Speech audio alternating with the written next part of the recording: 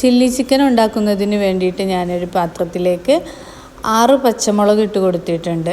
പിന്നെ 3 തണ്ട് കറിവേപ്പ്, 1 ടീസ്പൂൺ ഉപ്പ്, 1 ടീസ്പൂൺ മല്ലിപ്പൊടി, 1 ടീസ്പൂൺ മുളക് പൊടി, 1 ടീസ്പൂൺ ഗരം മസാല, 2 ടീസ്പൂൺ ഇഞ്ചി വെളുത്തുള്ളി പേസ്റ്റും കൂടി ചേർത്ത് കൊടുത്തിട്ട് ലോ ഫ്ലെയിമിലിട്ട് മസാലപ്പൊടികൾ നന്നായിട്ടൊന്ന് മിക്സ് ചെയ്തെടുക്കാം.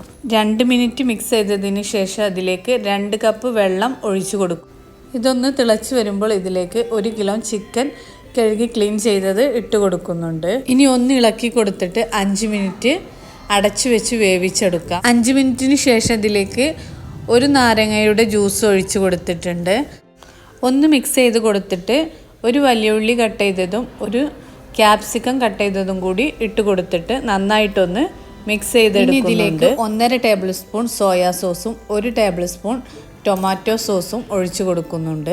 1 കപ്പ് വെള്ളത്തിൽ 1 ടീസ്പൂൺ കോൺഫ്ലവർ നന്നായിട്ട് മിക്സ്